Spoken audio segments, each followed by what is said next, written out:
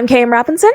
And I'm Willow Asteria. And this is Author Lifestyle Interviews. Today we are doing back and forth questions about our books, so let's dive in. Bloodsinger is about a girl. Her name is Sabrina. She awakes on her 18th birthday with the realization that the nightmares that she has had her entire life are actually memories from multiple past lives of the vampire prince killing her over and over and over again. She learns that there is a curse that has kept them in this game of cat and mouse, and her and some unlikely friends will try to break the curse, and they'll also discover some long forgotten secrets along the way.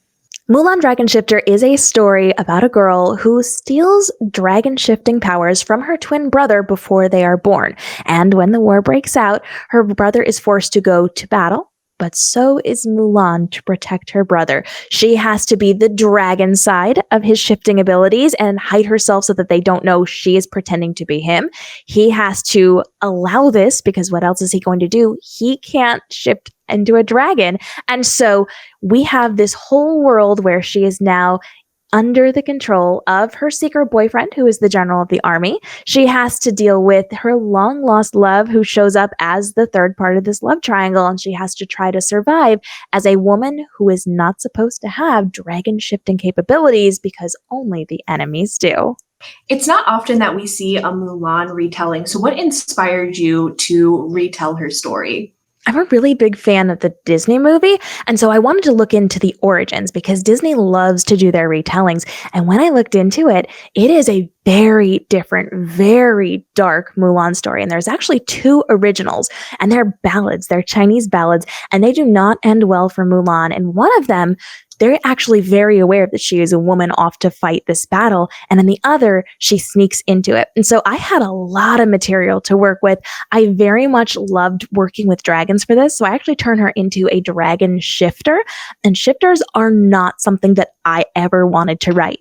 And so when it clicked that Mulan was the dragon, then it all just kind of fell into place for me. So I got to really dive deep and look at, well, what is it going to look like if she transforms, she turns into a dragon?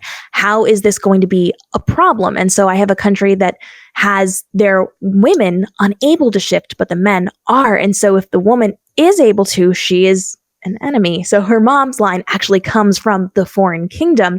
And because she is a twin in my story, she actually stole her brother's powers when she was in her mom's uterus. And so we have this whole great big story where she has just taken accidentally some powers and now has to save everybody without getting caught for it. So I kind of really liked the danger element, the shifter element, and the fact that it is so different from the other things that I've written. And that is why I jumped into this one. Ooh, that sounds really fun.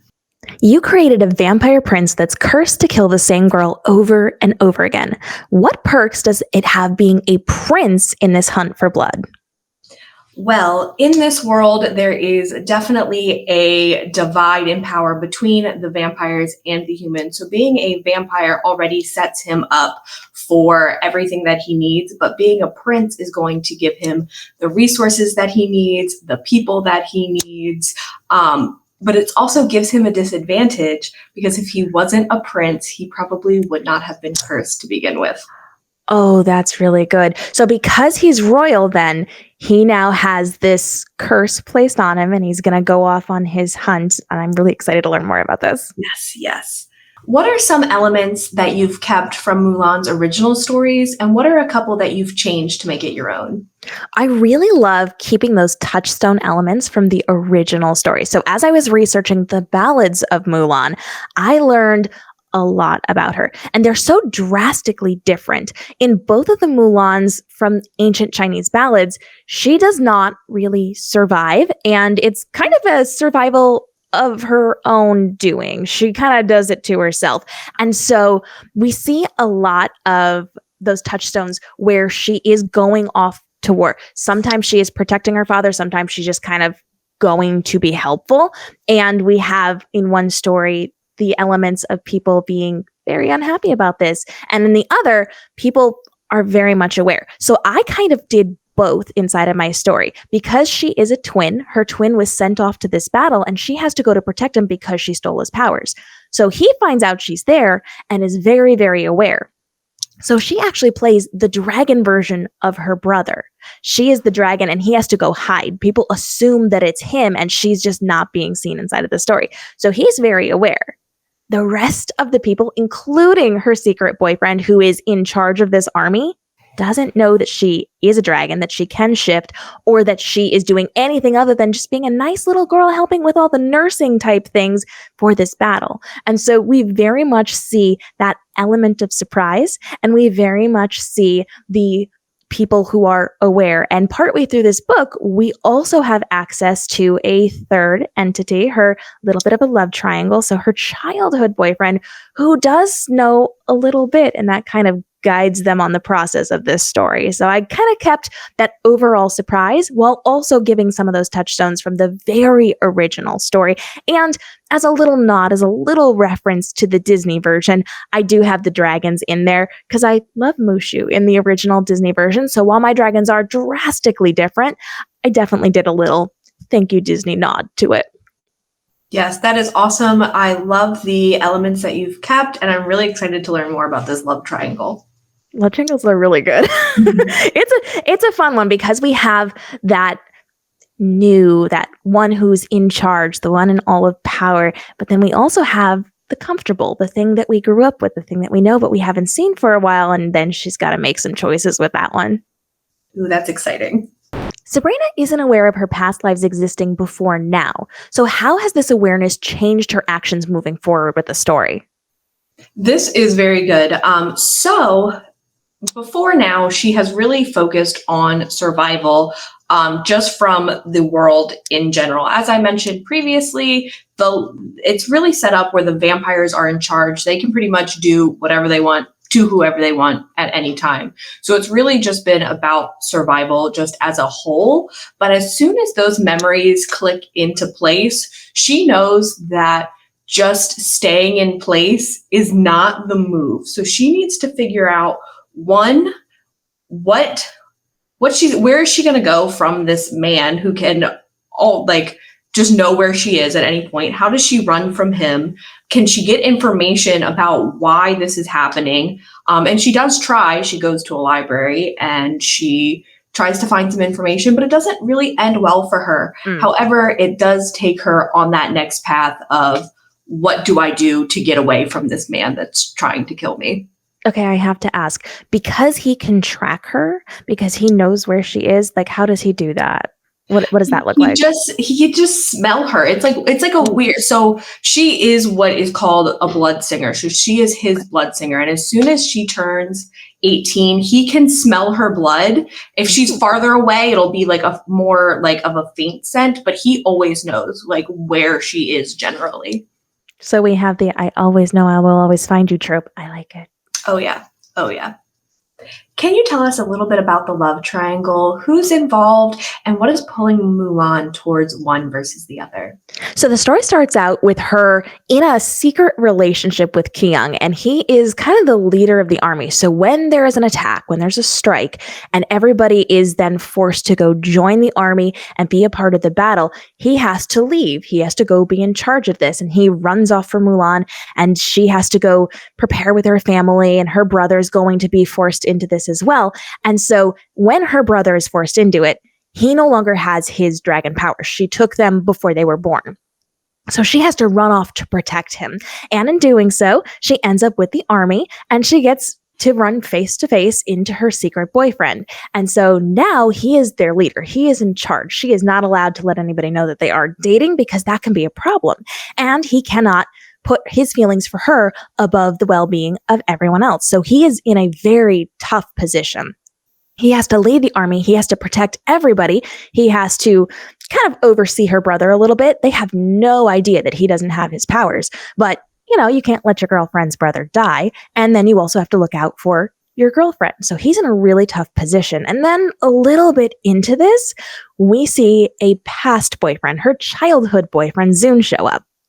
So now we have this man who has known her entire life, knows all of her secrets, knows everything from when they were kids. And he shows up very, very interested in reconnecting with her. So she's in a relationship that kind of gets stopped the second this battle starts. And it's kind of put on a pause. as you would say. So now she has to decide between the person who's being a little cold to her in order to protect her, or the guy she's known forever who's very, very warm for her.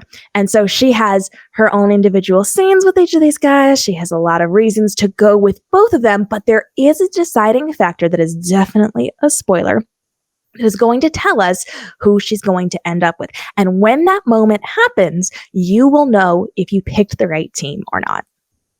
Ooh, I cannot wait to see who she chooses. You chose to write characters that are bonded together, but not the traditional type of bond. So why murder? Well, I wanted it to be something new, something fresh. A lot of the times when you see fated mates, you see them in the capacity where, they're pulled to each other. They need to find each other for multiple reasons, whatever that may be. I wanted to give a fresh take to that. And in a way, this story starts in the middle of Darius and Sabrina's story. You learn that there is a curse that is pulling them together for him to kill her, but you don't know why until later. And really, it was a punishment for Darius, which you will learn more about as you read the story. But I just thought it would be new and fresh, and hopefully, if they ever get to break the curse, that cycle of death will end. And I kind of like that you did this in that vampire style, because there's a very specific manner of taking care of victims with those vampires. So did that kind of play into it as well?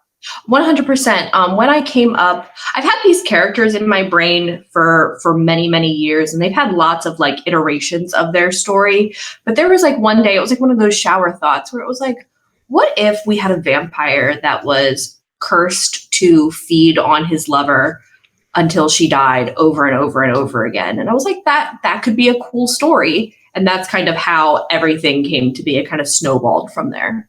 Okay, so you mentioned that you had iterations of their story, iterations of their life. Did that play into the past lives in the story?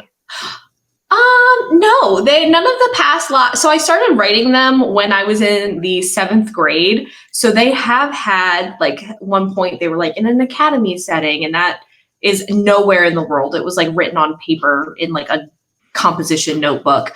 But maybe future books will take inspiration from those past stories, but with new characters. I love that. Dragons are the it thing right now. What do you want your readers to know about your dragons that make them unique? I really like dragons because it's so fantastical. It's so Game of Thrones. It's so television and Hollywood right now. And I really love that because we have so much, especially movies and TV shows around dragons, we have really cool visuals about that.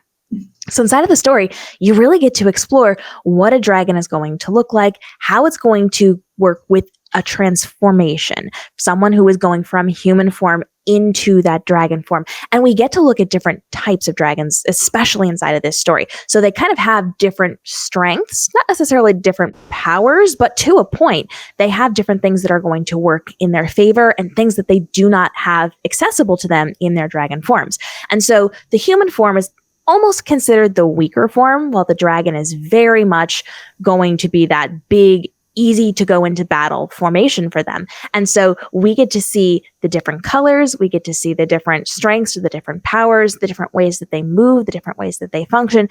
And inside of, especially the battle scenes in the story, we really get to explore the different availabilities that they have to them at different levels, on the ground, a little bit in the air, high up in the air, when they're in the heat of battle, when they're matched up against other dragons. They cannot always protect themselves against different types of dragons. And so we really get to see just an entire world that is as unique as who we are as humans, how different we are as people, and the different strengths that we have, and the different ways that we look, and the different ways that we function, the different training capacities that we have. Dragons all have that, and that kind of matches up to their human forms as well. I love that. I cannot wait to dive into the story and learn more about your dragons. Sabrina goes through cycles of living, being murdered by the vampire prince, and then doing it all over again. Now, does she start new each time, or does she pick up at the age she left off? And why is that important in your writing? So every life that she experiences is from, when she is born all the way up until she expires in between the ages of 18 and 19. Sometimes it is an immediate exploration. Sometimes it takes him a little bit to find her, depending on the situation, but it has definitely brought her into a lot of fun. I don't want to say fun situations, but fun situations. You do explore a little bit of her past lives. There's a short story where she is a daughter of a mayor of a town in Titus. There's another where she is in like an orphanage situation. So you get to explore the world a lot more through these past lives, and seeing that really just opens the world, and you can understand the power dynamic between Dimitri, who is the king, versus the rest of Titus. You're known as the queen of retellings. What are some of your favorite parts about writing them? I really like retellings because you have to take something that everybody knows that is already established, but you have to make it new.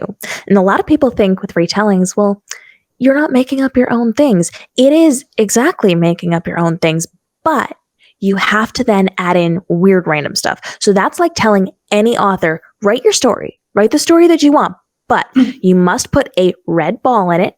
There must be at least 1 cup of sugar. You have to have a river, but the river has to have 7 rocks in it. And then you also have to make sure there's a sugar plum fairy in it. And it all has to make sense with the story you're creating. So you're creating a new story, but you are tied to certain anchor points. And then you have to make them creative and unique in ways that people do not see coming. So you get to take a story that people are familiar with, but you have to show them they never knew that story. They never understood that. What actually happened was drastically different. And the history books, the victors, the people who succeeded in that story, wrote it to make themselves look the way that they wanted. They told you the story that you were supposed to hear according to them. So now we get to unveil what actually happened. Retellings are my favorites because you get to put new perspectives on it. You get to put those dark twists on it, and you get to do things that people don't see coming, but were expecting in some way, shape, or form. So retellings for me are just the most fun. I love creating stories that are not retellings. I have them, but I really love the retellings because it's such an elevated writing form, and people look down on it because they don't understand the truth behind it. I love reading a retelling. I've never written one myself, but they are some of my favorite books to enjoy. So thank you for putting all of yours out into the world. What's one thing that you learned about yourself as a writer while working on the Bloodsinger trilogy?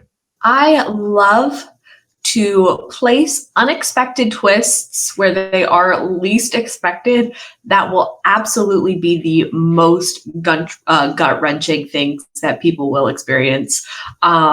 It's really, really fun for me to place those and just come up with things that are like totally out of left field. Like you would have had absolutely no idea that that was what was going to happen until the moment that it happened. I love that. So are you a big fan of when your readers slide into your DMs to yell at you? I absolutely love when readers slide into my DMs. And this is my response every time. Hee hee hee hee hee. That's it. I love that because I'm a little bit on the opposite side of that. So when they slide into my DMs, I'll laugh evilly at them and then I'll tease something coming up so that they have to get to that point. Like, you're not going to sleep tonight. You have to get there now. Oh, I love that. There's like, in the book, it's like, I tell people if they're on like chapter 16, I'll be like, oh, yep, you'll read through chapter 22 like this, because you will not want to put it down in between like this group of chapters. That's exactly right, right? I love that good tease so that they move forward to the next one and they keep DMing me all night long. Oh, yes. Oh, yes. It's delicious. You just hit your 7-year author anniversary. If you could go back in time and give yourself one piece of advice when you were writing your first book, what would it be? Go faster. Go faster.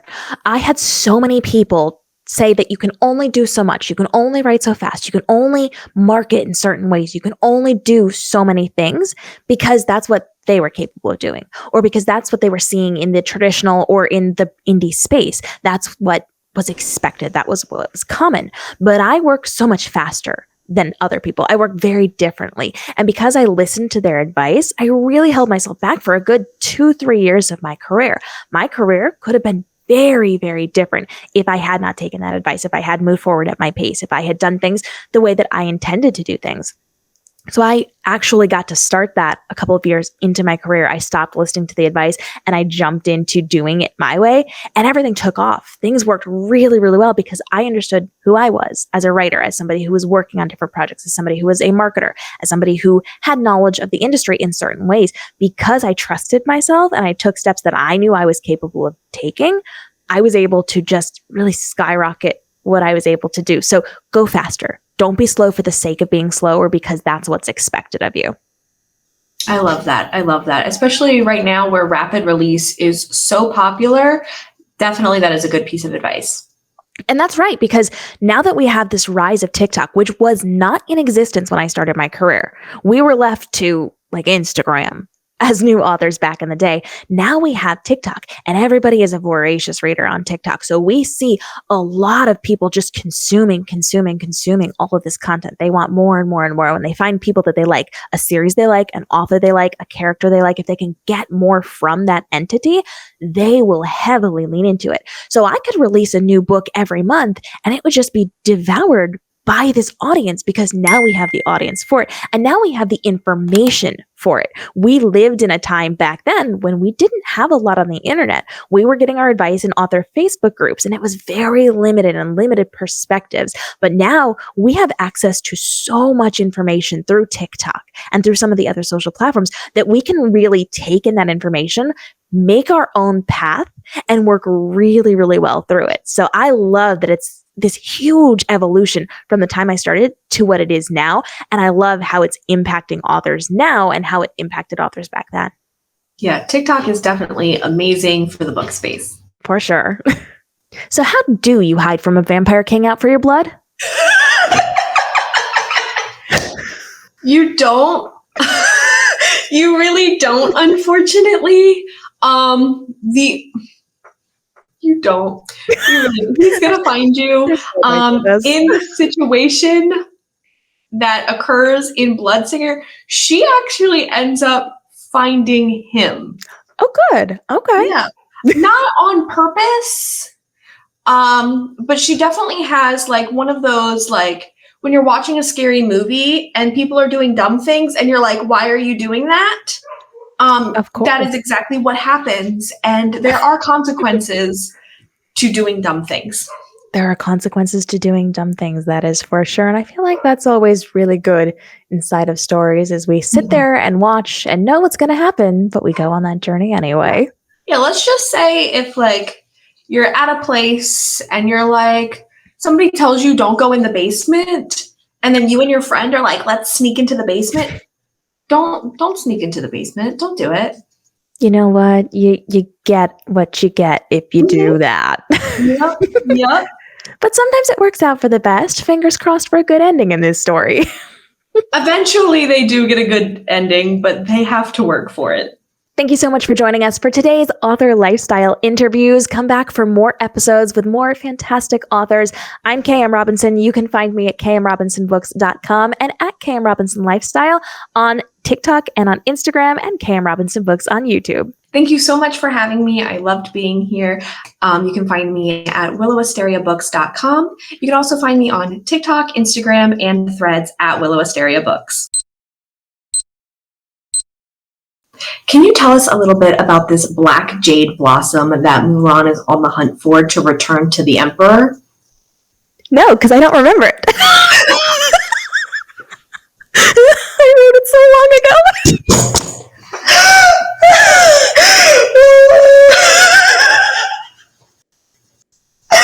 That's a mood, though. That's a mood.